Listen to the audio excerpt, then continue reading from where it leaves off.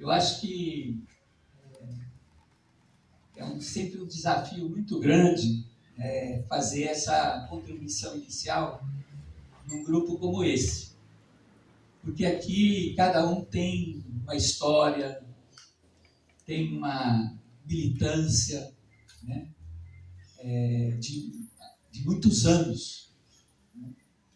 E, portanto, tem também todos temos o nosso olhar de compreensão sobre isso que está acontecendo no mundo, e certamente todos nós temos também caminhos, né, a sugerir para transformar esse mundo.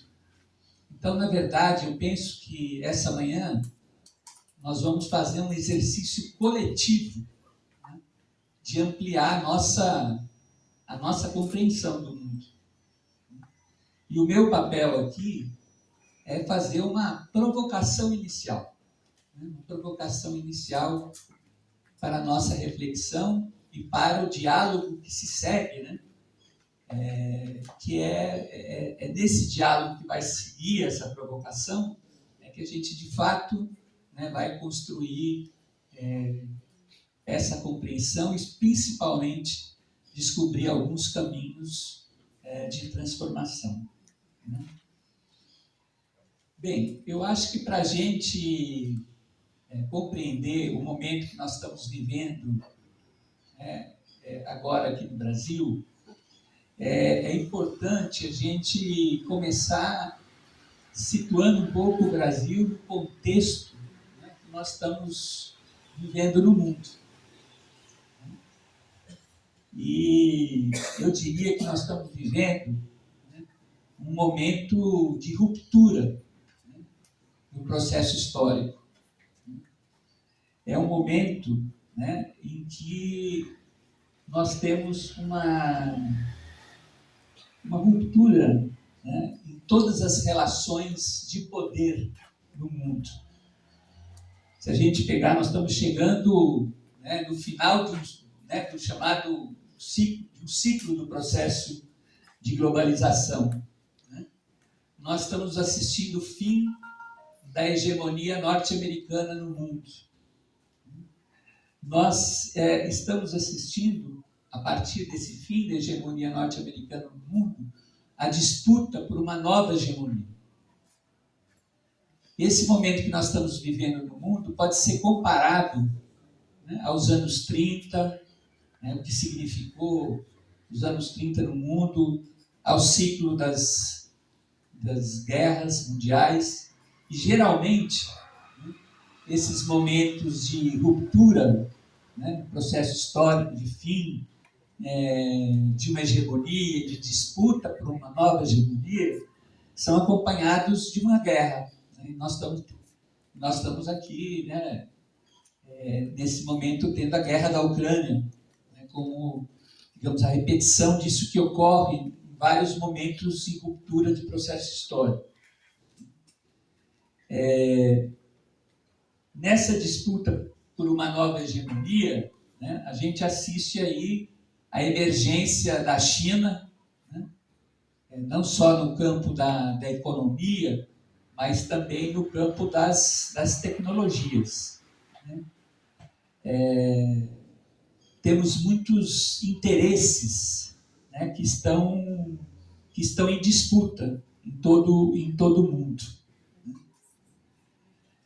No plano político, mais propriamente dito, né, a gente assiste em todo o mundo, é preciso a gente compreender isso, um avanço das forças de direita e de extrema-direita.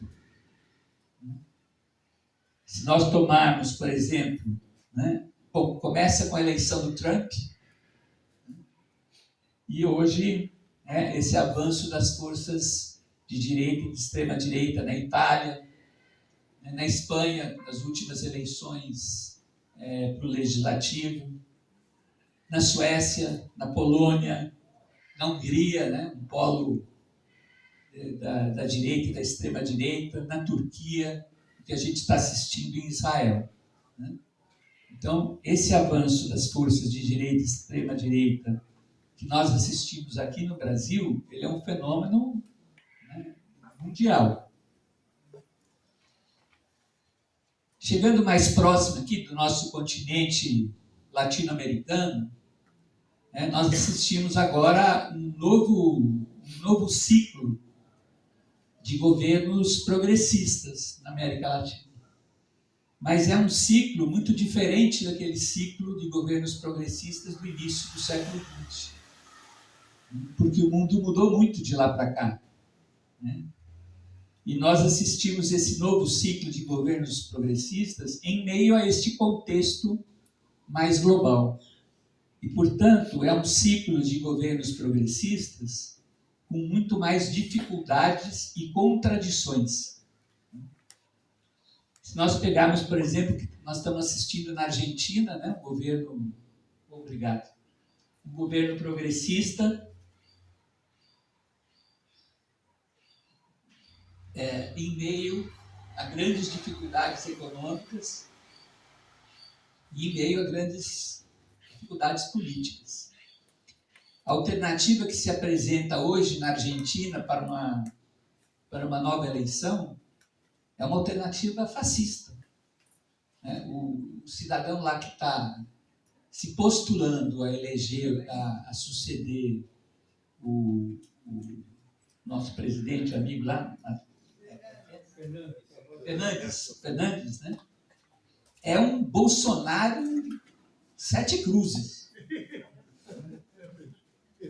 E daí a necessidade, né, que o presidente Lula enxerga com sabedoria, né, de buscar dar todo apoio ao Fernandes nesse momento para evitar, né, uma alternativa como essa. Se nós pegarmos a situação, por exemplo, do Uruguai, né, que já foi governado pela Frente Ampla, hoje é governado por forças de direita. A situação do Paraguai, aqui próxima, não se consegue mais recolocar uma alternativa progressista nesse momento. O Chile merece um olhar nosso, né? Nós tivemos todas aquelas grandes mobilizações de outubro de 2019, né? A eleição de uma constituinte, né, progressista, presidida por uma indígena, recorda? Né? E que elaborou um projeto inicial de constituição extremamente progressista. E que não foi à frente, porque as forças de direita, as forças conservadoras se organizaram. Né? Mas nesse processo, né, que veio lá das mobilizações, com a Constituinte, etc., se elegeu um governo de esquerda, que é do Gabriel Boric. Né? Aliás, com uma geração jovem, né, que compõe o governo, muito interessante, né, que veio das lutas estudantis. Né? E o Boric está em meio a bastante dificuldades. E a notícia mais recente é que a eleição, né, da nova Constituinte, né, com, né, a elaboração de um novo projeto de Constituição, foi uma eleição majoritariamente ganha pela direita. A situação do Equador, né, sempre numa contenda muito grande, né, um movimento indígena forte, um governo de direita. A situação da Bolívia, que tem um governo progressista, mas tem forças de direita, né, fortemente organizadas. E, portanto, nós assistimos, né, esse novo ciclo de governos progressistas. É preciso, nesse ciclo, onde nós falávamos dos nós, né, mas é preciso ter um olhar muito especial para um nó de esperança, que eu penso que é o governo da Colômbia. Né? Acho que a gente precisa olhar com muita atenção, né, o que está sendo construído com Gustavo Petro e a vice nossa indígena, me escapa o nome dela. Né? Ontem eu assisti até um pequeno vídeo, né? O Petro está apresentando, né, um projeto de reforma laboral trabalhista, né, para o Congresso Nacional, instituindo, entre outras coisas, né, salário igual para as mulheres. E ele vai à praça, né, lota a praça de Bogotá e mais de 200 municípios simultaneamente na Colômbia se manifestando para exigir do Congresso Nacional que aprove, né, essa reforma. Então vejam que é uma postura de uma governabilidade que aposta na mobilização social, na mobilização do povo. Então eu acho que aí tem um sinal de esperança acontecendo na Colômbia que nós devemos observar com muita atenção e carinho. Pedro? Sim. México e Venezuela. Bom, Venezuela é sempre uma situação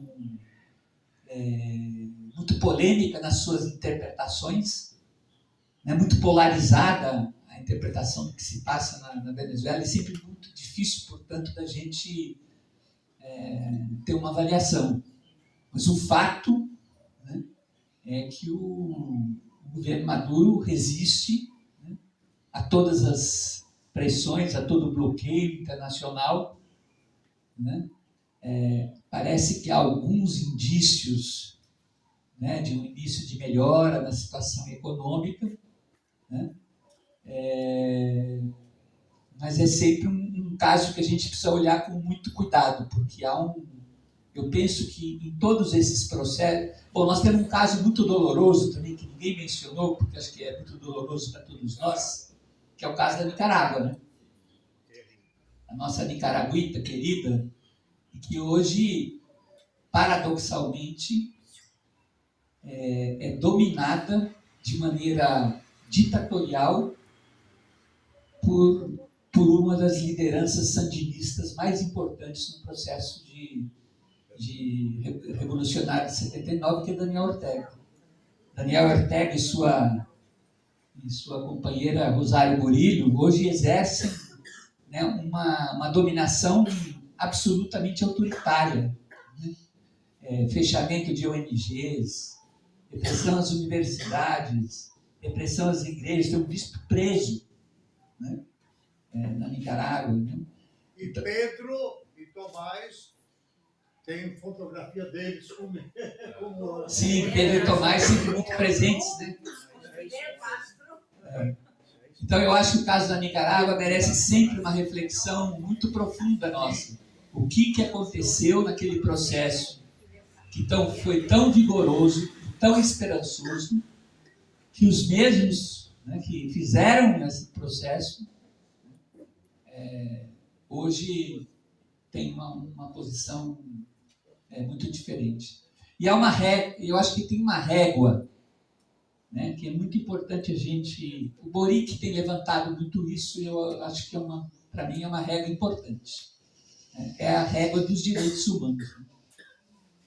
Eu acho que para a gente analisar essas situações que são mais polêmicas e polarizadas, nós temos que ter alguma régua para...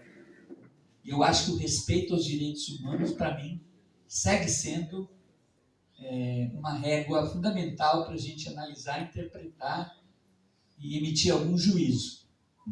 No caso da Nicarágua, eu afirmo com muita convicção que essa régua foi violada totalmente. México, Cascão, eu não sei... México nós temos o López Obrador, né? Nesse momento também, acho que com um processo interessante de mobilização, parece que ele vai se legitimando, ele tem uma liderança com um certo tom populista, né, muito centrado na figura dele, mas o fato é que ele vai se legitimando como uma alternativa progressista, né? E se nós juntarmos México, Gustavo Petro, Boric, né, a gente vai constituindo um campo novo, né, de esquerda na América Latina, em meio a estas contradições todas e em meio a esse contexto global bastante complexo. Bem, é nesse contexto que a gente precisa... Agora vamos chegar no Brasil, né? Em meio a esse contexto que a gente precisa compreender o fenômeno Bolsonaro e o fenômeno bolsonarismo, né? Que tem Bolsonaro e tem bolsonarismo. É importante a gente fazer uma certa distinção, porque, só antecipando, né, uma coisa que eu vou falar desenvolver mais à frente, nós derrotamos na última eleição o Bolsonaro, mas não derrotamos o bolsonarismo. Ele está presente, está com vigor presente na sociedade. Mas a compreensão do fenômeno Bolsonaro e da sua emergência, ela precisa nos fazer voltar a 2013. Foram ali naquelas mobilizações de 2013, ainda que nós que estávamos no governo naquele momento, e grande parcela da esquerda não conseguiu enxergar isso naquele momento. Né? Que ali estava emergindo, em meio a uma manifestação que começou com um sentido legítimo, aquela, não sei se vocês lembram, começou em 2013 com a história do passe livre. Né? A manifestação do, enfim, transporte, né? Mas foi em meio àquelas manifestações que começou a aparecer, né, algo que a gente imaginava que não existia na sociedade brasileira, né, ou que a gente passava um pouco a mão por cima, né, que eram manifestações conservadoras, fundamentalistas. Né? Vocês lembram dos cartazes que começaram a aparecer contra Paulo Freire, né? Naquelas manifestações?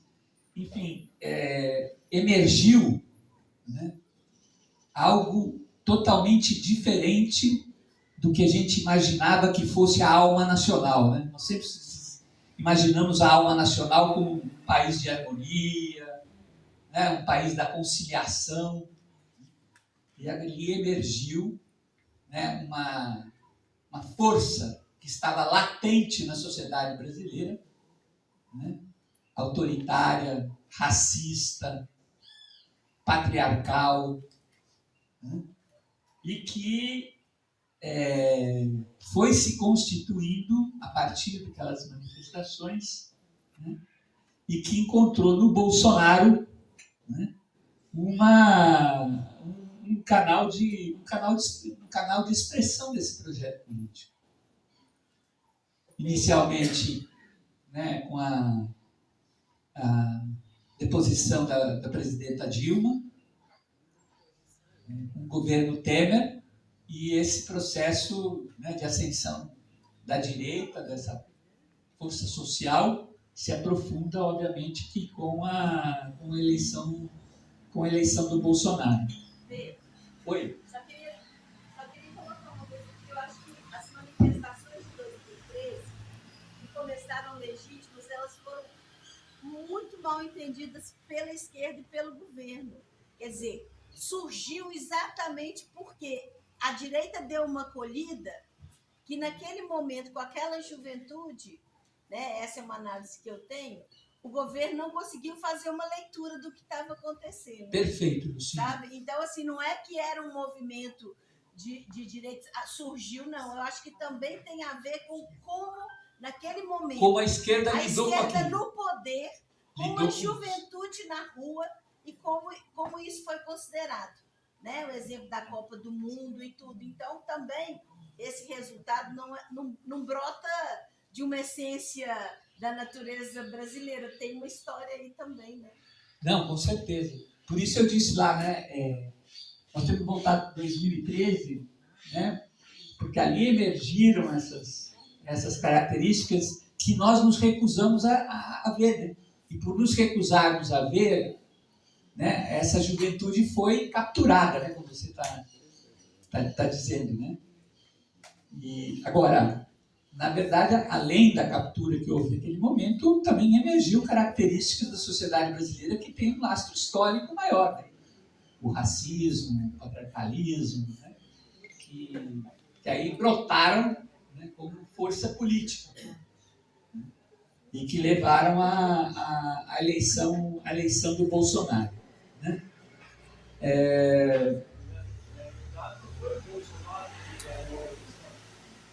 Hã? O pessoal não votou no Bolsonaro, votou numa múmia total. Isso. Qualquer um que tivesse lá, porque eles eram anti-PT, anti-esquerda. Isso. Anti-esquerda, não foi Bolsonaro, porque era do jeito que era uma múmia, né? Isso. Mas ele conseguiu, de alguma maneira, canalizar isso, né? Esse sentimento que você tem toda a razão. Era um sentimento anti-PT, era um sentimento de conservador, né? Que emergiu na sociedade. O governo Bolsonaro, né, eu acho que todos nós vimos o que significaram esses 6 anos, né, de governo Bolsonaro. Foi um governo destruidor das políticas públicas. Contando com o Temer, né? Iniciando com Temer e Bolsonaro, mas ele se aprofundou com o Bolsonaro, né? Mas se iniciou com o Temer, toda a razão. Por exemplo, a reforma trabalhista, né, já é com o Temer, né?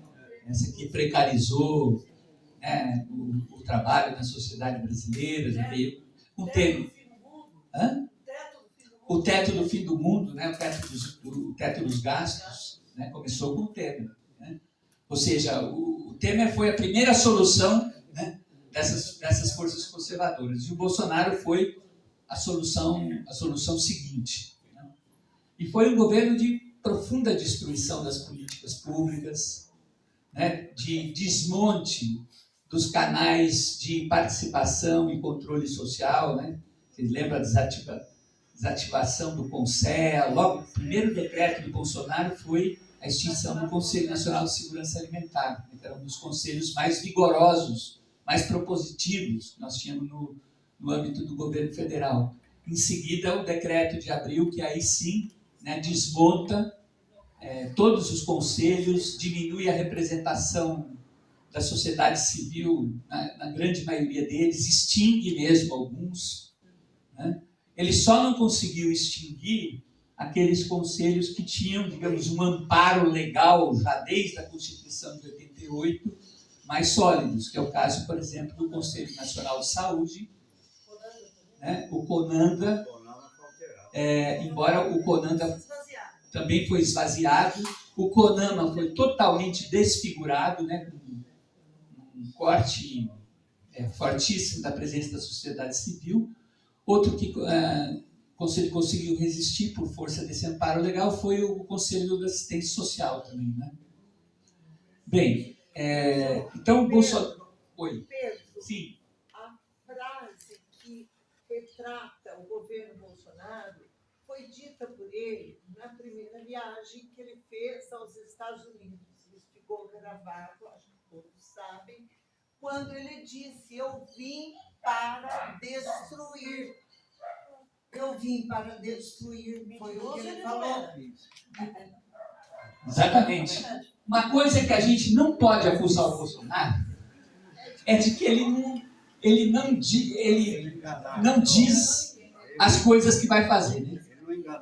A única coisa que a gente não pode acusar ele é de não dizer aquilo que ele vai tentar fazer, pelo menos.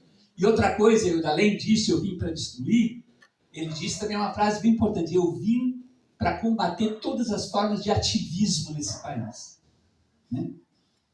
E foi isso, né? Então, o desmonte dos conselhos, né? Tudo isso foi sempre o ataque a Paulo Freire, né? Eu vou lançar uma chama, um lança-chamas. Eu vou lançar um lança-chamas do Ministério da Educação, né, para apagar Paulo Freire. Coisa que nós, paradoxalmente, né, também devemos agradecer ao Bolsonaro. Porque nunca o Paulo Freire foi tão discutido nesse país quanto a partir desses ataques. É verdade o que eu estou falando. quanto a partir desses ataques ao Bolsonaro. Se quem tem contato com as editoras que editam os livros do Paulo Freire, né, diz que a cada ataque daqueles que ele fazia ao Paulo Freire, crescia, né, a venda de livros e o interesse por Paulo Freire. Nós ainda tivemos a sorte de coincidir com o centenário, né, de Paulo Freire, e isso possibilitou uma discussão, né, em todo o território nacional sobre o pensamento de Paulo Freire, que acho que nós não tivemos em outro momento histórico isso de maneira tão vigorosa. Hã? Complementar, como eu tô... Não precisa não. Hoje Microfone. Fala pra gente escutar. Inclusive na minha faculdade, Levanta aqui, passa para ele. o Paulo Freire me lembrou um pouco, porque hoje há uma junção de centros acadêmicos, né, tanto da Faculdade de Humanas principalmente, que hoje, por conta dos ataques que o nome Paulo Freire sofreu, hoje há uma junção, uma união, uma frente dos estudantes em prol de palestras, né, de oficinas, mostrando as obras, né, e as propostas de Paulo Freire. Então, isso que o senhor falou é muito importante, porque eu estou vivendo hoje atualmente na faculdade. É perceptível o crescimento de discussões sobre Paulo Freire e de calouros, né, alunos que não têm essa atividade política, que agora conhecem por conta dessa discussão de Paulo Freire. Então, hoje eu estou na faculdade de História, mas não só na faculdade de História, até mesmo ciências agrárias, ciências econômicas, tudo se discute Paulo Freire dentro dos movimentos estudantis, por conta dos ataques sofridos por ele nos últimos anos. Viva Paulo Freire! Na UFG. E agradecemos ao Bolsonaro pelo menos por isso. Por esse serviço prestado. Bom, vamos lá. Seguindo aqui, né? Nós, portanto, né? Deixa eu ver aqui onde está minhas...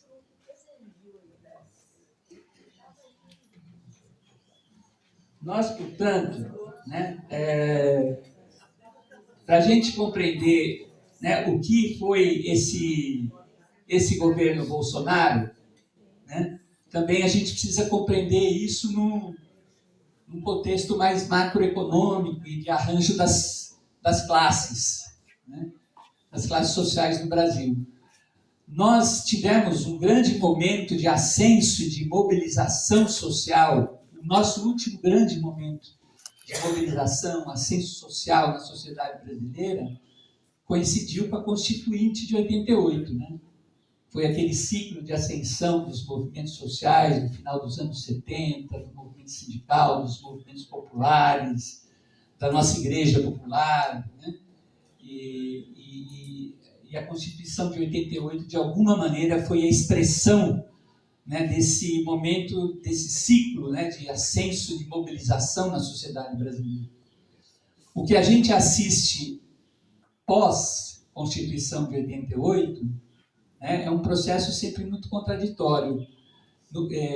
Foi a adoção no Brasil, né, de um modelo de neoliberalismo, né, dos mais radicais e dos mais cruéis, né? O processo de financiarização, né, da economia, né, ele foi feito de maneira bastante cruel, das políticas neoliberais dos anos 90, né, ainda num contexto contraditório, ao mesmo tempo que se implantava esse modelo neoliberal com essas características, a sociedade brasileira tinha ainda um grau de resistência, sobretudo através dos governos locais, né? Porque foi nos anos 90 que a gente teve a emergência, por exemplo, das experiências de Porto Alegre, de Belo Horizonte, né? Dos orçamentos participativos, né? Mas no plano mais global a gente assistia esse processo de financiarização da economia, né, de reprimarização da economia, ou seja, né, o fim, né, do nosso processo de industrialização, o fim progressivo do nosso processo de industrialização que vinha em curso e o processo de reprimarização da economia com a emergência, né, do agronegócio que se junta, né, ao capital financeiro, né, se junta à Faria Lima, né, como se costuma simbolizar. Né? Antes era paulista e virou Faria Lima. Hã? Antes era paulista e virou Faria Lima. Antes era paulista e depois virou Faria Lima. Né? E esse processo mais global, né, dessa implementação desse neoliberalismo de maneira radicalizada, esse processo de reprimarização da economia, é preciso dizer que nem os governos Lula e Dilma, com todos os avanços que nós tivemos, né, que foram inegáveis, né, o Brasil sair do mapa da fome, enfim, todas as conquistas políticas e sociais que nós tivemos, mas mesmo com todas essas políticas, esses governos não foram capazes de reverter, né, essa hegemonia neoliberal, né, esse processo de financiarização da economia e esse processo de reprimarização da economia. Bom, e daí, inclusive, o seu limite, quer dizer, chegou um momento que as nossas políticas redistributivas, né, e políticas sociais, né, elas não tinham mais por onde crescer, porque a hegemonia econômica era neoliberal, né, o modelo, e portanto não tinha mais por onde crescer, né? E foi o momento em que esses setores conservadores ligados a essa hegemonia do agronegócio, da financiarização, resolvem dizer, vamos parar com essa brincadeira, né, de políticas sociais redistributivas, né, Teve uma crise. constituição das empregadas domésticas como trabalhadoras, né, o povo ocupar os aeroportos, transformando em verdadeiras rodoviárias. No momento que a burguesia resolveu dar um basta. Tem a crise econômica capitalista que vem desde hoje. Sim, tem a crise econômica capitalista né, de 2008, que se abate, né, sobre o governo Dilma e ainda a dificuldade que foi de reposicionar. Né. Bem, Acrescentando-se a isso,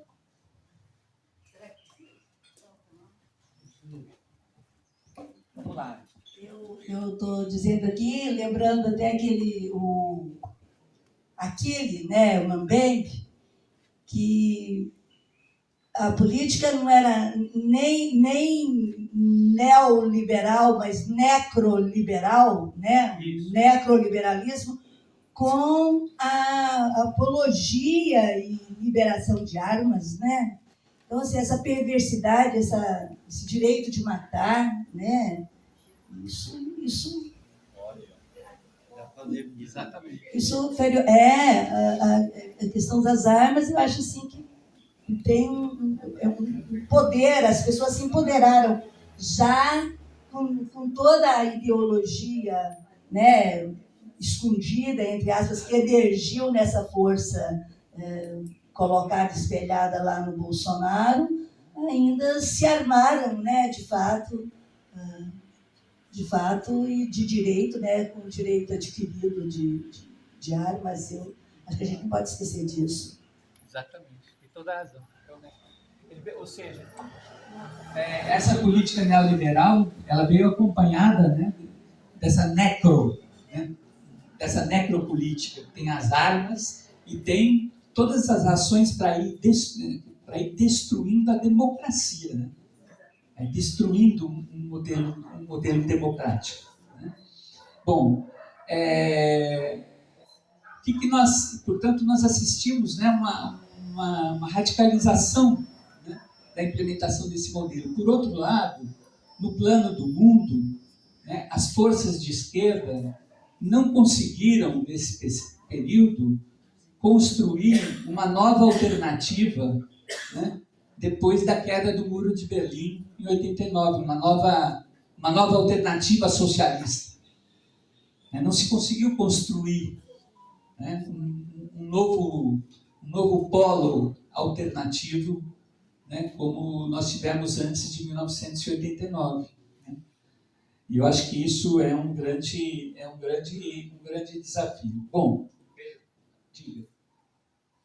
Quem está pedindo?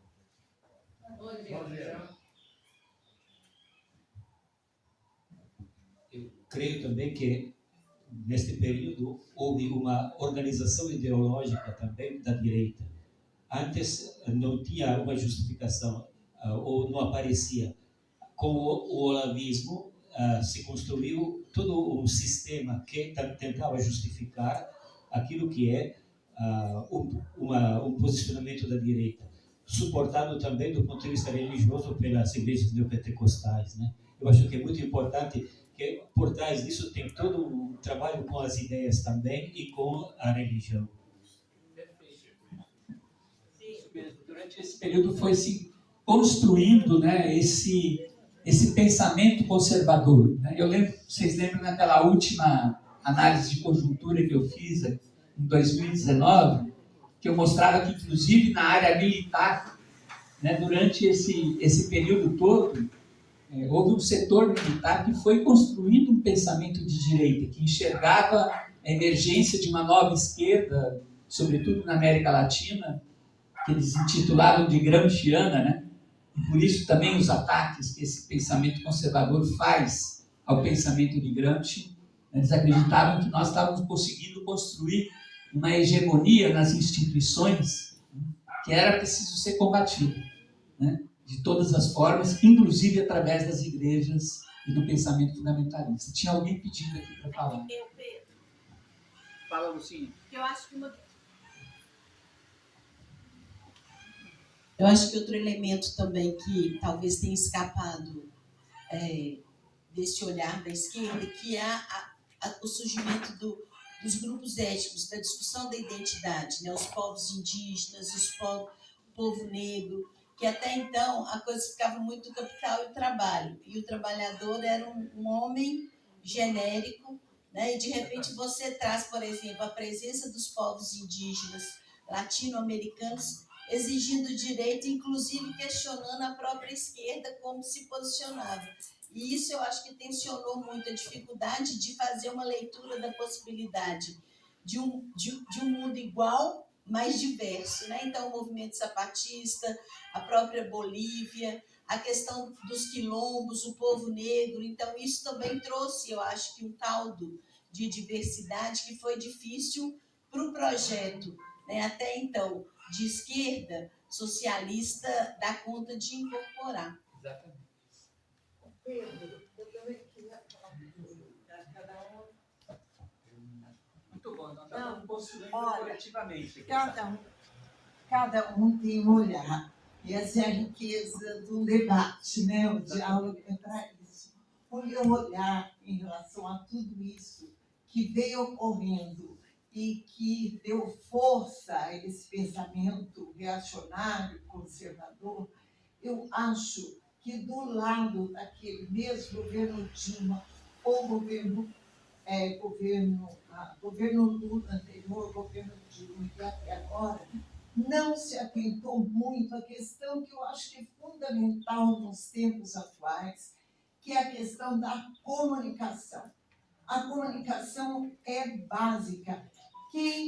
Se a gente for ver nas periferias ou nas áreas rurais, todo mundo tem uma parabólica.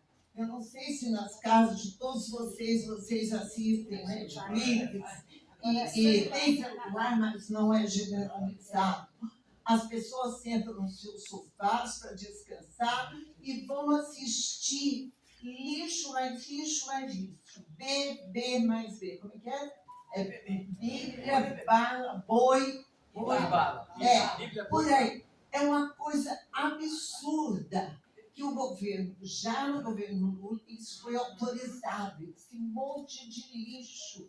É fundamental que um governo que queira avançar, porque ficar falando da conscientização, hoje nós temos que pensar também, claro, nas plataformas, nas big techs, que a direita está dando um banho em todo mundo, né? Está dando um banho.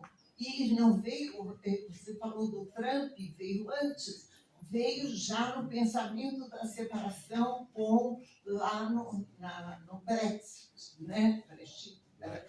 Brexit. Então, o que acontece? Já a questão dos imigrantes, dos refugiados para a Europa, famílias simples, de pequena, classe média, etc., lá na Europa, para todo canto, havia nada, vão para lá, vão observar isso. Eles não estão retirando o nosso trabalho.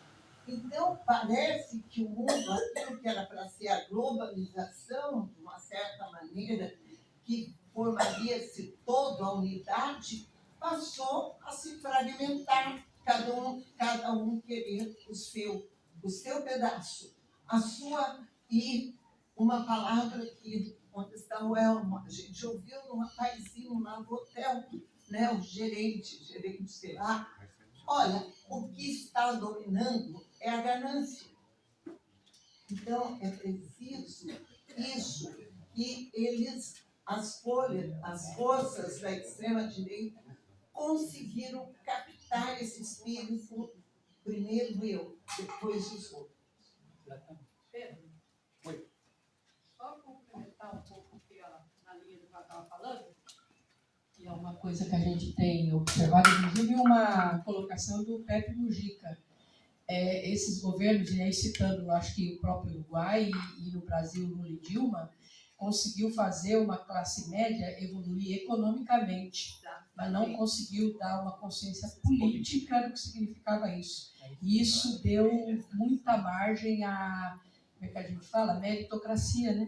Então, tudo que eu tenho é mérito meu, e aí não ficou essa consciência política que resultou no que nós vivemos esses últimos 6 anos, né? E lembre-se que nos governos Lula e Dilma, houve inclusive momentos que a narrativa era explícita. Nós queremos transformar esse país em um país de classe média. Né? Ou seja, acreditando que a inclusão pelo consumo, né, significaria um processo de transformação. Eu acho que essa questão da comunicação, né, que a Hilda levanta, que outros levantam, é realmente uma das grandes fragilidades dos nossos governos Lula e Dilma. E como consequência disso, a grande fragilidade foi uma crença, né, de que fazendo boas políticas, né, Bolsa Família, Minha Casa Minha Vida, elevação do salário mínimo, ProUni, Ciências Sem Fronteiras e tal, a crença que estava implícita é que fazendo essas boas políticas, a consciência das pessoas se transformaria. E, o Frei Beto tem insistido muito nisso, não sei se vocês têm lido os artigos dele, né? Essa ideia de que justamente essa crença de que fazer boas políticas transforma a consciência, não tem nenhum fundamento essa crença. Inclusive no mundo, né? Se a gente pensar nos países socialistas, na União Soviética, os grandes avanços que houve no plano econômico, social, né, durante o período, e que não foram capazes de deter o fim daquela própria experiência. Então, essa é uma questão fundamental. E daí, né, a centralidade, né, que precisa ter nesse novo ciclo histórico que se inicia com a eleição do Lula, né, nessa proposta de educação popular e de retomar o trabalho de base. Né? Porque é através do trabalho de base, da educação popular, da participação social, que nós podemos, além de fazer boas políticas, disputar a hegemonia do nosso projeto político, né? Dos nossos valores, né? Dos valores que a gente considera que são parte de uma nova utopia de sociedade, a solidariedade, a cooperação, né? A justiça. Né? Bom, nós temos, portanto, né, dois tipos de dominação na sociedade brasileira, nesse presente momento, né, que tensionam o governo Lula, que é a dominação do capital financeiro e do agronegócio, e, por outro lado, né, a dominação no plano da política de uma casta, né, de uma casta política que se consolidou na sociedade, que se consolidou nas instituições democráticas do Brasil, né, que a Bíblia, bancada do, né, a expressão é a bancada do boi, Bíblia e bala, né, que hoje, mesmo com a eleição do Lula, nós temos um Congresso hegemonicamente mais à direita e mais conservador e mais expressão desta dominação do capital financeiro e do agronegócio. Hã? Faltou um B. Qual B? Bíblia, bala, Boi. bola. Bola, só recebe bola para fazer as coisas lá. Isso, bola para receber as coisas, né? Através do orçamento secreto, né? Através do orçamento secreto. Só votam a favor se tiver uma bola. Bom, então é nesse contexto, né? É nesse contexto que o Lula se elege, né? É preciso acreditar ao Lula, né? Uma liderança, né, que conseguiu, de fato, né, galvanizar, né, um conjunto de forças na sociedade que conseguiram, né, um conjunto de forças que conseguiu uma frente democrática capaz de derrotar eleitoralmente, né, esse projeto fascista, esse projeto autoritário nas urnas. Mas não conseguiu ainda derrotar a força social desse projeto. E essa é a grande tensão que nós temos pela frente, né? O governo Lula, né, com essas características, né, portanto, ele é um governo de transição, né? É um governo de transição para aquilo que a gente espera seja um novo ciclo histórico na sociedade brasileira. E essa característica de transição, né, começa com reconstrução mesmo, né? É um governo de reconstrução. Vocês não imaginam, né, como esses 6 anos destruíram a máquina do Estado, destruíram o serviço público. Então, ele é um governo de transição que começa com reconstrução, mas que, ao mesmo tempo, tem que ser um governo de transformação. E de transição, portanto, para um novo ciclo histórico. Sendo assim, né, ele é um governo de negociação também. Porque o que nós temos hoje na sociedade brasileira? Nós não temos nenhuma força política que possa se dizer hegemônica. E, portanto, tudo que a gente for, esse governo vai ter que ser um governo de negociação. De negociação, e é um governo de disputa. É um governo em disputa. Então, nós, como campo progressista, nós, como campo de esquerda, estamos desafiados, né, a construir aquilo que o Márcio Postman tem chamado de uma nova maioria na sociedade brasileira. Esse é o grande desafio da esquerda. Construir uma nova maioria na sociedade brasileira, né, e um projeto nacional e popular. Só concluir esse momentozinho aqui. Um projeto nacional e popular, né? E para construir esse projeto, né, nós precisamos sim, de um governo que avance, né, nas reformas, né?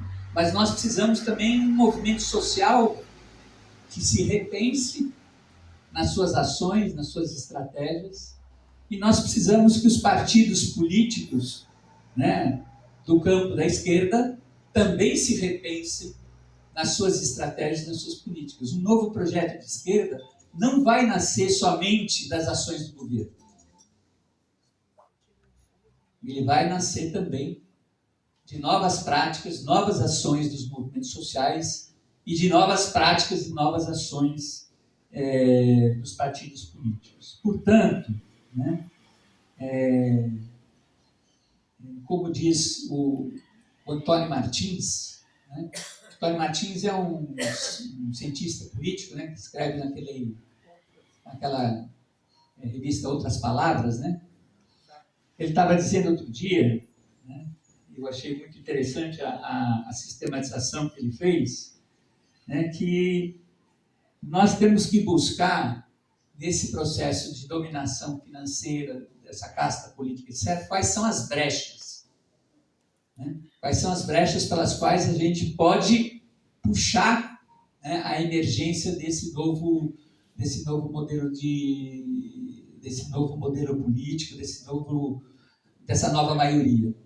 E ele citou duas brechas, né, que me parecem bastante interessantes, né? A primeira é a necessidade, para a gente combater esse processo de mercantilização e de financiarização, da gente retomar o papel indutor do Estado e do investimento público, né, num projeto de desenvolvimento.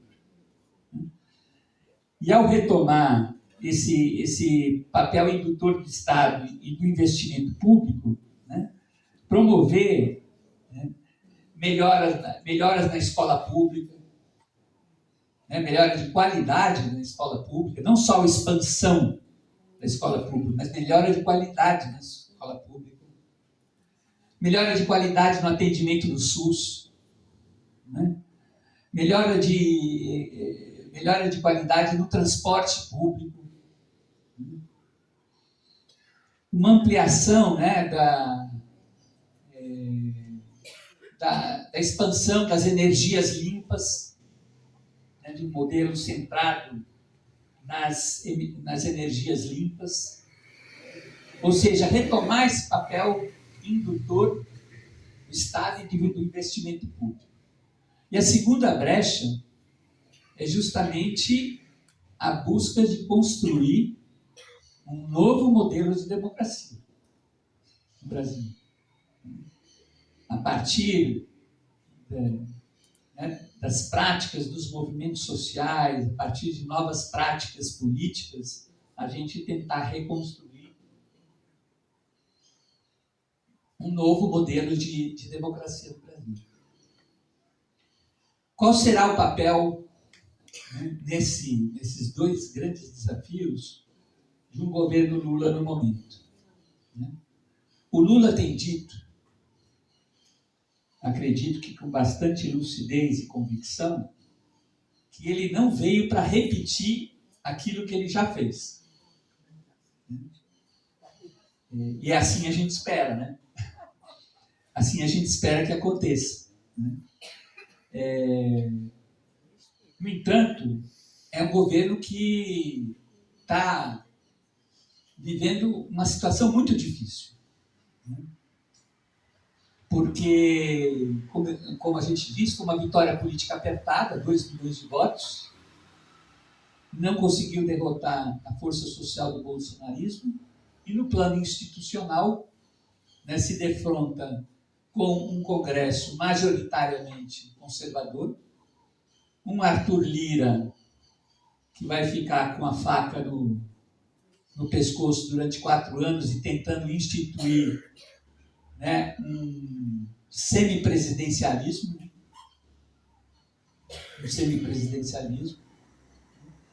uma imprensa, né, que também começa, né, claramente de novo a dar sinais né, de não aceitação de uma nova proposta, né, de governo, um judiciário, né, envolto em muitas contradições, ao mesmo tempo que a gente tem no STF ainda um sinal de esperança para determinadas causas, a gente tem denúncias a respeito das falcatruas no sistema judiciário. Né? Vocês viram essas últimas denúncias do cara que teve envolvido até os fios de cabelo na Lava Jato, que chama-se Tony Garcia, um deputado estadual, acho que é do Paraná, e que gravou vídeos aí, né, denunciando todas as práticas absolutamente autoritárias, né, desenvolvidas pelo Moro e pela força da Lava Jato lá em Curitiba. Então, é nesse contexto, né, é esse contexto, né, que marca. Portanto, a grande aposta, né, do governo Lula tem que ser uma aposta numa nova governabilidade. Se a posse e a escolha for tentar conciliar, né, com todas essas contradições, nós podemos assistir um filme que a gente já viu um tempo atrás. Agora, se a gente acreditar na possibilidade de construir uma nova governabilidade fundada, né, na mobilização social, né, nisso que o Petro está tentando fazer na Colômbia, né, fundada numa aliança, né, com os movimentos sociais, com as forças democráticas, para enfrentar, né, o centrão, para enfrentar, né, essas forças conservadoras e retrógradas, é só uma aposta nessa nova governabilidade que dá alguma possibilidade histórica de que, de fato, o governo Lula signifique a transição para um novo ciclo histórico. E é nesse sentido, né, que já durante o processo, aquele momento da transição, né, entre a eleição e a posse do governo, foi importante, né, o fato de que a participação social, o tema da participação social e da educação popular assumiram algum grau de relevo naquela discussão da transição que não tivemos em tempos atrás em governos anteriores, né, a ponto de, né, o grupo que discutiu esses temas foi o único grupo que teve o nome de Conselho de Participação Social. E que depois do presidente Lula se eleger, né, ele transforma isso que era um grupo, né, na transição num conselho, efetivamente, de participação social, onde estão presentes movimentos sociais, ONGs, enfim, o campo popular. E é um conselho presidido pelo próprio Lula, né, coisa que, enfim, é um sinal, né, é um sinal positivo.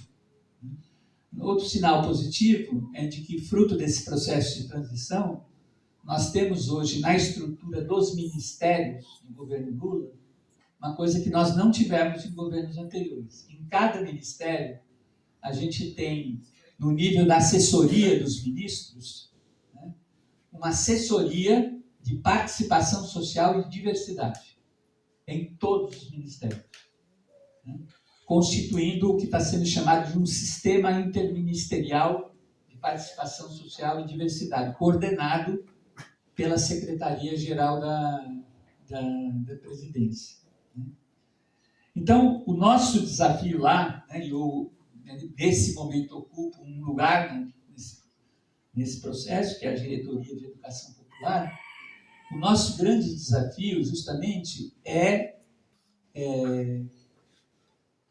fazer participação social se transformar, de fato, num método de governo. E fazer a educação popular